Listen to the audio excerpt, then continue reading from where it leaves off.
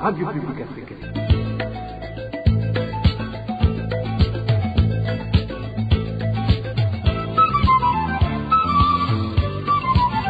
Radio Publique Africaine.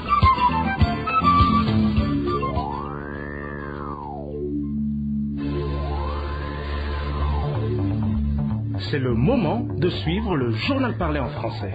À la présentation, Onésime Douchimakité. Ravi de vous retrouver encore à ce rendez-vous d'information de ce lundi 12 décembre 2022, dont voici les grands titres.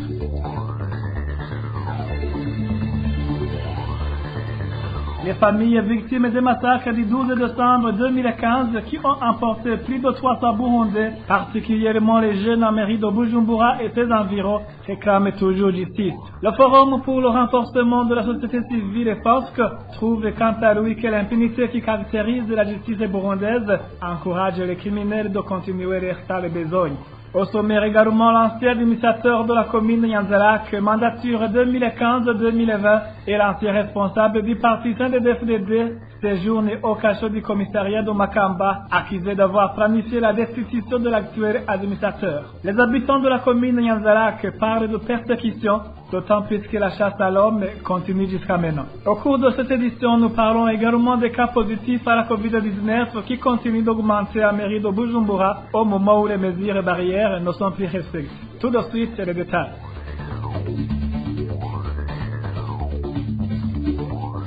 Ouvrons cette édition sur la page Justice, commémoration ce lundi 12 décembre du 7e anniversaire des massacres qui ont emporté plus de 300 Burundais, particulièrement les jeunes de la mairie de Bujumbura et ses environs. Ces massacres ont été commis par les forces de défense et de sécurité en collaboration avec les Imbonerakure. Vital Shimrimana, président du Forum pour le renforcement de la société civile burundaise FOSC, indique que les Burundais et la communauté internationale attendent depuis cette date la vérité sur ce qui s'est passé. Suivez plutôt Vital Shimrimana. Nul ne saurait oublier les atrocités commises à Mairie Bujumbura par des corps de défense de sécurité en complicité avec les miliciens Imbonerakure dans la nuit du 11 au 12 décembre 2015. Pire, des centaines de cadavres ont été étalés dans les rues, ce qui a créé un grand traumatisme des habitants, mais aussi de tous les Burundais qui ont vu ces corps jonchés dans les rues. Et à partir de ce moment, le régime burundais a accru le terrorisme d'État, la répression contre les opposants au troisième mandat, mais aussi contre toute la population burundaise. D'ailleurs, cette répression qui prend origine à cette période et continue parce que les crimes contre l'humanité continuent, lesquels sont caractérisés par des meurtres, des assassinats, des enlèvements, la torture et des disparitions forcées. À côté de cela, on constate que des prisonniers politiques continuent à croupir dans les prisons. Pour Vital Shimirimana, c'est cette impunité qui règne au Burundi qui encourage les criminels de continuer à rester les besognes. Il rappelle toutefois que tôt ou tard, la justice finira par se réveiller. Encore une fois, Vital Shimirimana.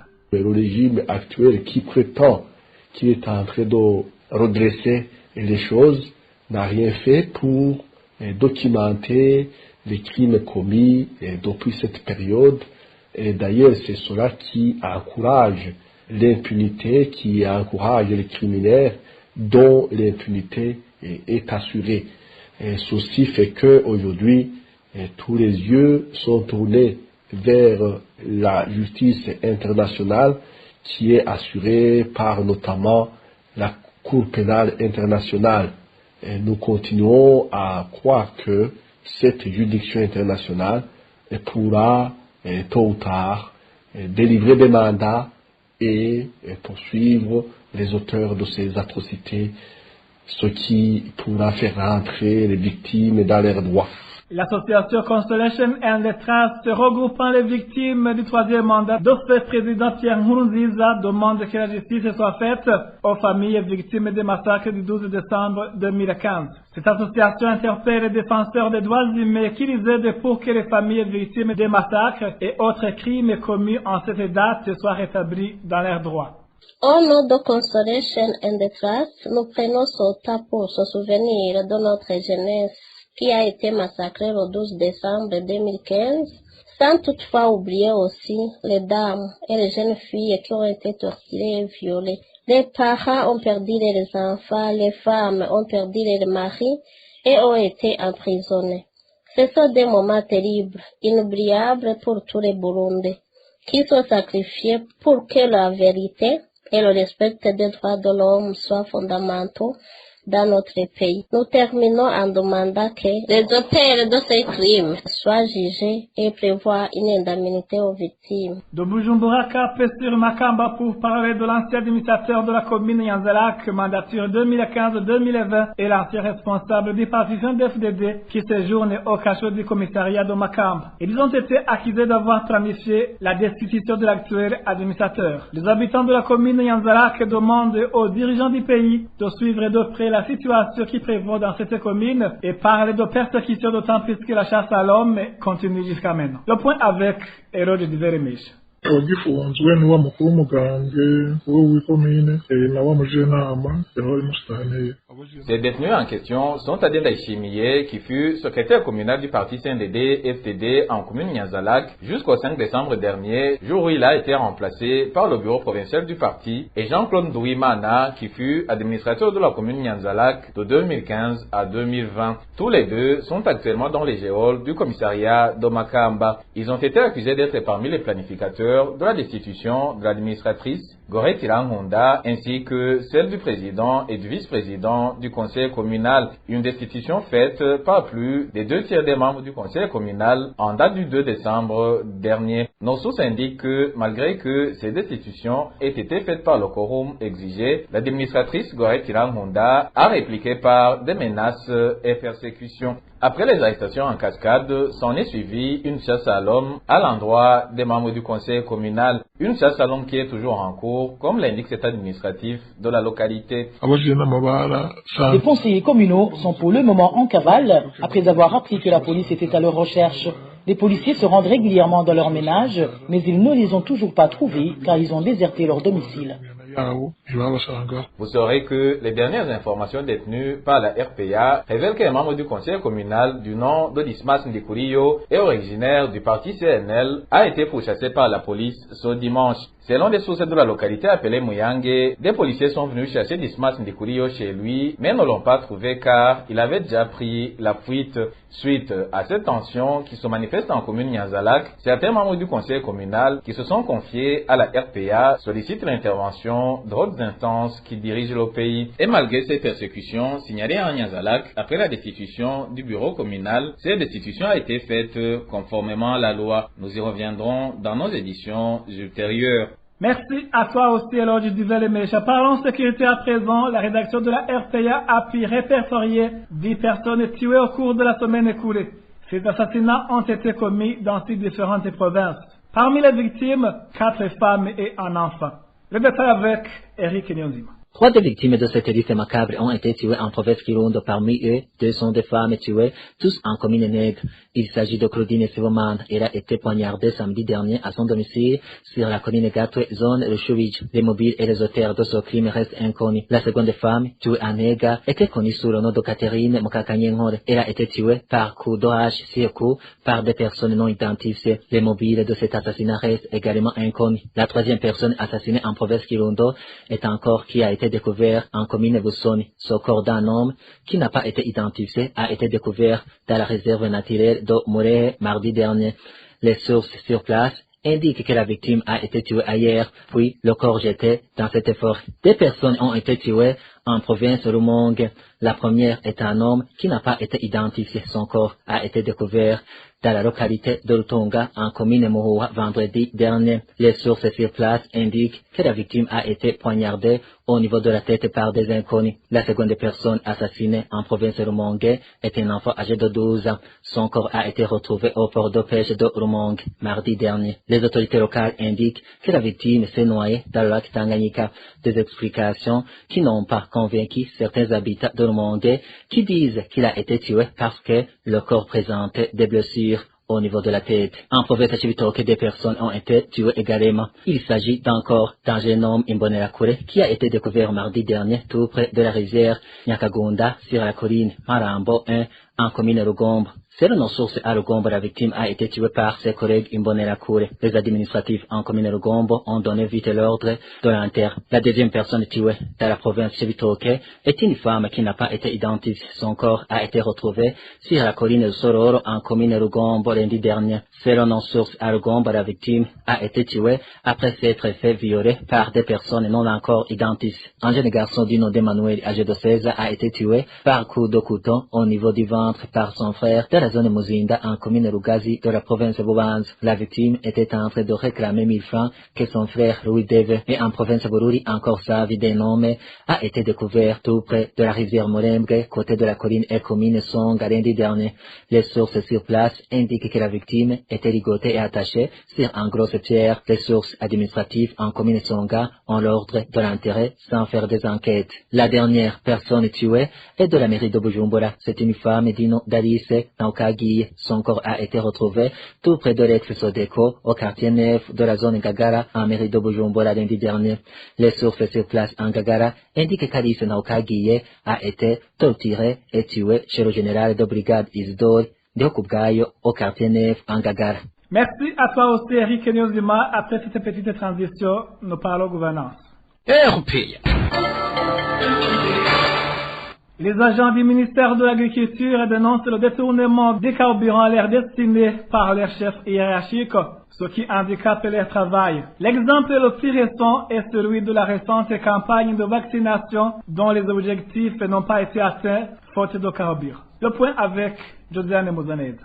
Le carburant en question détourné était destiné aux superviseurs communaux. Nos sources au sein du ministère de l'Agriculture et de l'Élevage révèlent que ces derniers devraient bénéficier de 5 litres chacun et par jour, soit 60 litres sur les 12 jours que devrait durer cette campagne de vaccination, ce qui n'a pas été le cas, comme le souligne cet agent du dit ministère. Dans presque toutes les provinces, on leur a dit d'utiliser leurs moyens en attendant d'être remboursés. Malheureusement, ils n'ont reçu que la moitié seulement et certains n'ont eu que 25 litres ou moins, et ce, dès la fin de cette campagne. Pour maquiller leur fraude, les directeurs des bureaux provinciaux de l'agriculture et de l'élevage, BPAE en sigle, ont mis le tort sur les stations-service qui leur soi-disant auraient servi la quantité de carburant inférieure à celle demandée, ce qui selon notre source n'a été qu'un prétexte pour se dédouaner. Ceux qui étaient chargés de distribuer ce carburant ont beaucoup grignoté là-dessus et pour se couvrir, ils ont chargé les stations-service. Je connais des superviseurs qui se sont plaints de n'avoir reçu que 23 ou 25 litres et qui ont été forcés de signer pour la totalité de la première tranche, c'est-à-dire 30 litres. Ce détournement du carburant a beaucoup handicapé la campagne de vaccination qui n'a été accomplie qu'à un peu plus de 50%. Conséquemment, au lieu des 2 semaines prévues, la vaccination contre la peste des petits ruminants est toujours en cours. Un mois après, dans nos éditions ultérieures, nous vous parlerons de comment les mêmes bureaux provinciaux ont détourné cette fois-ci le carburant destiné à être utilisé par leurs agents pour cette année en cours. Merci à toi aussi, Josiane Mouzaneza. Parlons santé à présent. Le coronavirus continue de se propager dans la ville de Bujumbura au moment où les mesures barrières ne sont plus respectées. Ce samedi, plus de 10 cas positifs ont été détectés au centre de dépistage de la zone Bouise. Le point avec Emile Nivasumba. Samedi, parmi les personnes qui se sont fait dépister au centre de dépistage de la zone Bgiza, communément appelé Bon Accueil, l'on a détecté 13 cas positifs à la Covid-19, selon l'une de nos sources. Les informations recueillies au sein de certains agents de ce centre indiquent que le nombre de cas positifs est souvent en baisse durant les week-ends, mais que dans les jours qui suivent, l'on enregistre entre 20 et 30 cas positifs. Selon eux, la situation est pareille depuis le mois de novembre. Cet habitant de la ville de Bujumbura estime que la prévention a été négligée. Les mesures barrières ne sont plus respectées. Ici, dans la ville, les gens te disent qu'ils ont faim et que ces histoires de prévention du coronavirus, ce n'est pas prioritaire. Dans les bus, on ne porte plus de masques. Devant les maisons de commerce, on trouve des seaux vides pour juste éviter que la police ne les mette pas à l'amende. C'est vraiment honteux. Aux alentours de la ville de Bujumbura, il s'observe également une montée de propagation de la Covid-19. C'est le cas de la commune Kabezi, où certains habitants signalent que les cas positifs de la maladie à coronavirus ont également augmenté. Les motards de la ville de Kirundo dénoncent l'argent qui leur est imposé par les responsables de leur association à Motabu dans cette ville de Kirundo. Il y a 2 semaines, les responsables de la dite association leur exigent de payer 50 000 francs burundais, justifiés comme frais de reconstitution de l'association, ce que les motards qualifient d'extorsion car ils n'ont pas été construits. Le détail avec Denis Claire et la Trombe. Chaque motard du centre urbain de Kirundo est obligé par les responsables de l'association à Motabu de payer une somme de 50 000 francs. Les motards de ce centre urbain indiquaient, depuis le début de la collecte de cet argent il y a de cela 2 semaines, leurs activités sont de temps en temps perturbées par un certain Gafare, le responsable de l'association à Motabu de Kirundo. Celui-ci leur dit qu'ils ne pourront pas travailler que quand ils auront versé son montant. Ces motards font savoir que certains parmi eux ont même été arrêtés faute de non-paiement de l'argent à l'association, comme le témoigne l'un d'eux. Ils nous disent que celui qui ne paiera pas cette somme d'argent sera poursuivi. Nous avons un camarade prénommé Viateur qui a été arrêté et détenu au cachot juste pour avoir refusé de payer une somme de 50 000 francs à l'association.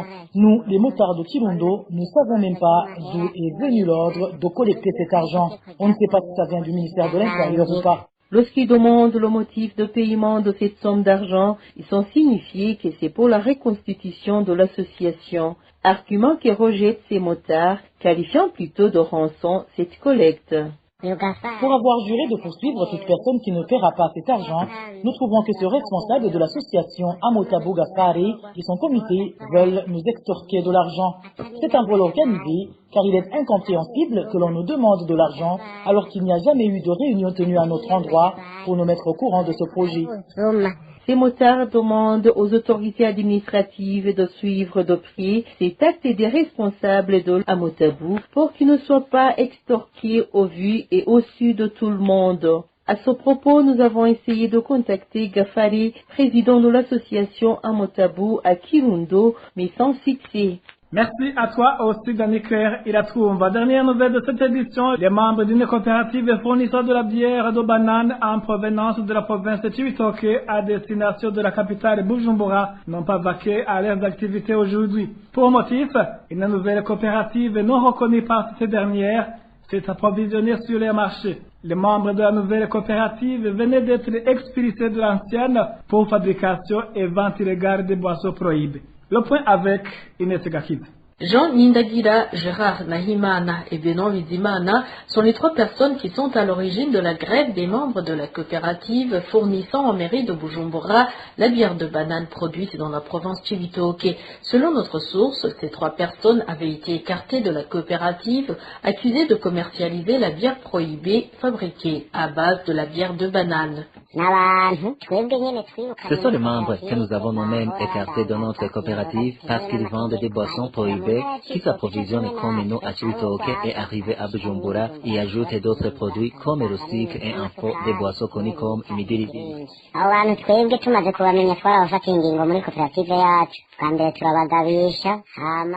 Après avoir découvert ces magouilles, la coopérative les a prévenus, puis suspendus et en fait retirés définitivement de la coopérative dans une assemblée générale de la coopérative. Craignant de nouveaux écarts de ces 3 personnes, les membres de la coopérative ont averti les autorités provinciales du retour de leurs anciens membres sur le marché d'approvisionnement de Chibitoke. La réaction de ces autorités les a anéantis et leur ont signifié qu'ils doivent continuer à travailler pour éviter la fermeture de leur coopérative. Notre source affirme qu'ils avaient pourtant adressé des lettres à ces autorités pour les aviser les violations de ces 3 personnes. Nous avons estimé qu'il n'est pas opportun de continuer à investir dans un business dans lequel le concurrent travaille dans l'illégalité. Mais ce qui nous a inquiétés est que quand nous l'avons mis au courant, le gouverneur de Chibitoke nous indique que nous allons y aller si nous voulons, mais que si nous décidons ne pas y aller, notre coopérative sera arrêtée. Nous avons reçu la même réponse de l'administrateur RODG de l'ANACOP. Nous a indiqué que nous n'avons pas le monopole du marché. L'ancienne coopérative comptait 350 membres avant d'écarter ces 3 personnes. Quant à Ruguagua, cette coopérative fournissait 3 véhicules de type Fuso, mais aujourd'hui, un seul a été livré. Merci à toi aussi, Lesga Kiza. Merci, mesdames et messieurs, de votre théorie attentive. Ainsi prend fin cette édition. Merci aussi à l'équipe de la rédaction et à l'équipe technique pour leur bonne collaboration. À la présentation, vous étiez avec Onésime Dushimagit. Bon début de semaine à tous.